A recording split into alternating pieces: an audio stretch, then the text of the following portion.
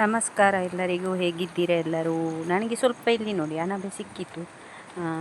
ನೋಡಿ ಸ್ವಲ್ಪ ಇವತ್ತು ಶ್ರಾವಣ ಶನಿವಾರ ಹಾಗಾಗಿ ನೋಡಿ ಸೆಗನೆಲ್ಲ ಸಾರಿಸಿ ಆಯಿತು. ಇದು ನಿನ್ನೆನೇ ಸಾರಿಸಿದ್ದೇವೆ. ಇವತ್ತಂದರೆ ಟೈಮು ಸಿಗೋದಿಲ್ಲ ಅಲ್ಲ, ಅದಕ್ಕೋಸ್ಕರ ಇದು ಒಂದೆಲಗ.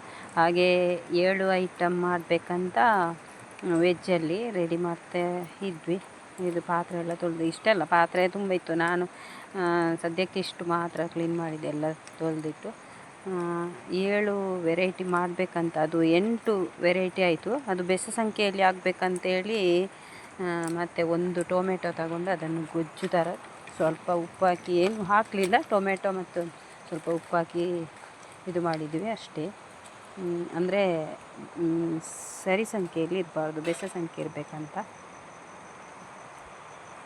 ಆಚೆ ಇದು ಉಪ್ಪಡು ಪಚ್ಚಿರು, ಹಲಸಿನ ತೊಳೆ, ಇದು ಬೆನ್ಸ್ ಪಲ್ಯ, ಹಾಗೆ ಕೆಸುವಿನ ಬೇರು, ಅದು ತುಂಬ ಚೆನ್ನಾಗಿರುತ್ತೆ ಅದರ ಪಲ್ಯ ಮಾಡಿದರೆ. ಇದು ಮುಳ್ಳು ಸೌತೆ, ಇದು ಪಚಡಿ. ಹಾಗೆ ಸಾಂಬಾರು, ಹೀರೆ ಮತ್ತು ಸೌತೆಕಾಯಿ ಎಲ್ಲ ಹಾಕಿ ಸಾಂಬಾರು. ಇದು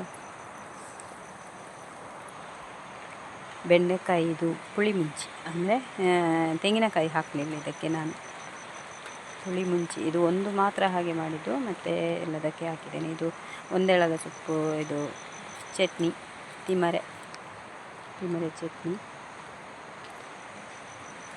ಇದು ಪುಳಿ ಮುಂಚಿ ಅಂತ ಇನ್ನೊಂದು ಇದು ಮಾಡ್ತೇವೆ, ಶುಂಠಿ ಕಾಯಿ ಮೆಣಸು ಎಲ್ಲ ಹಾಕಿ ಉಪ್ಪು ಹಾಕಿ ಜಜ್ಜಿ ಇದು ಮಾಡೋದು ಅಷ್ಟೆ. ಇದು ನೋಡಿ, ಇದು ಟೊಮೆಟೊ ಗೊಜ್ಜು ಸ್ವಲ್ಪ ಮಾತ್ರ ಮಾಡಿದ್ದು, ಅದು 8 ಆಯ್ತಂತೇಳಿ 9 ಆಗಲಿ ಅಂತ ಹೀಗೆ ಮಾಡಿದ್ವಿ ಅಷ್ಟೇ. ಚೆನ್ನಾಗಿತ್ತು ಮಾತ್ರ, ಇದು ಕೂಡ ಟೇಸ್ಟ್.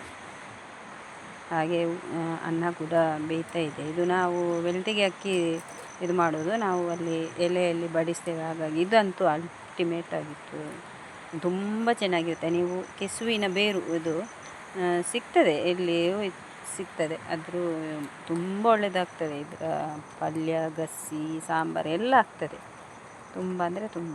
ಥ್ಯಾಂಕ್ ಯು, ಎಲ್ಲರಿಗೂ ಧನ್ಯವಾದಗಳು ವಿಡಿಯೋ ವೀಕ್ಷಣೆ ಮಾಡಿದ್ದಕ್ಕಾಗಿ. ರೆಡಿ ಆಯಿತು, ಊಟ ಮಾಡಿದೆವು.